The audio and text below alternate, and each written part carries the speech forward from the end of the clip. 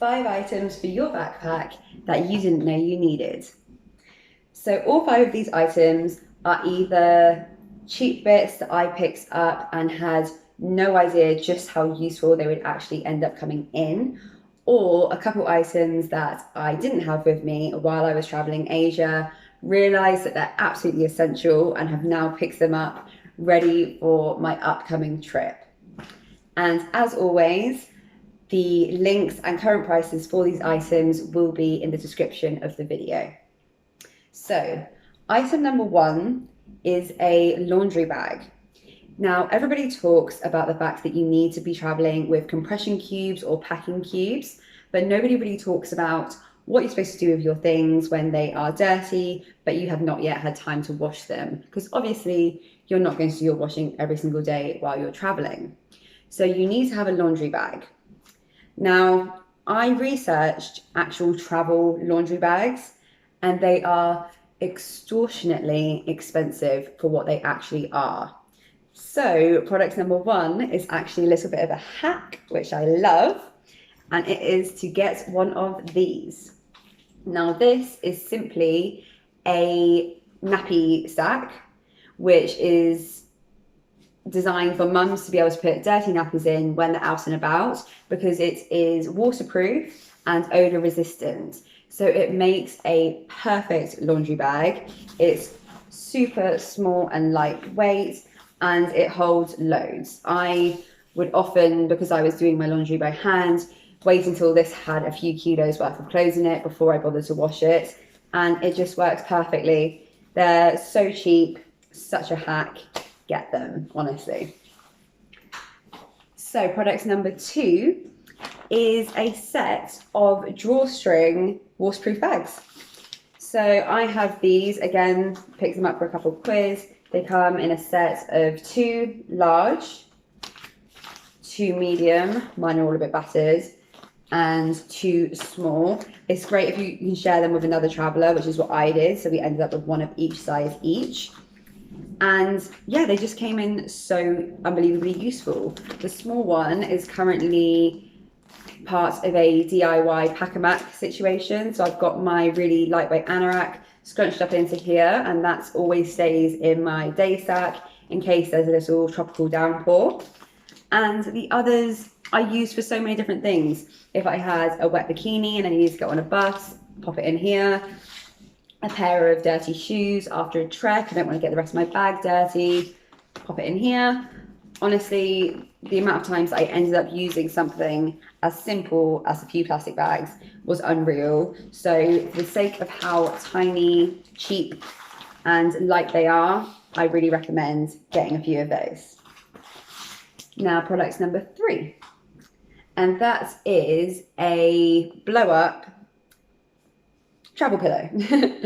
So everyone travels with a travel pillow because you're constantly on and off of planes and trains and buses and trying to get in an extra 10-20 minutes sleep here and there. So everyone travels with one, but it's so essential that you go for one of these blow up ones. It's just so tiny, and then they have this built-in little pump, and it goes into a regular neck pillow. They're just such space savers compared to the ones that are, ready blown up. They take up a lot of space. You usually see travelers around with them hanging off of their bags. Inconvenient. Get yourself one of these. I recommend getting one that's nice and soft as well, because a lot of the blow up ones tend to be quite horrible and not very comfy. So you can find ones like this that have the best of both worlds. So go for it. And then item 4 and 5 are the 2 items that I didn't have with me in Asia and have purchased now for my next trip because I would have used them to death. So item number 4 is a sleeping bag liner. So a sleeping bag liner is basically just a sheet that has been made into the shape of a sleeping bag. So it opens up, you slip into it. It also has a little compartment where you can tuck a pillow in. And it just means that if you're ever in a situation as a budget traveler like me, where you turn up at an accommodation and it's maybe, not quite as clean as you'd want it to be, or if you're on and off of night trains and buses, again, like I am, and you want to be sure that you're in something that's nice and clean, you can pop this down, slip into it, and you know that you're in something that you're washing yourself and that you're carrying around, and you know where it's been. I would have honestly used this 100 times while I was away. I can't believe I didn't have it with me, and I'm so glad I picked one up now. It's really, really tiny and light, and it's just always going to be in my day sack, so that if I'm on a bus or anything, this can be whipped out and I know I'm in something nice and clean that's mine.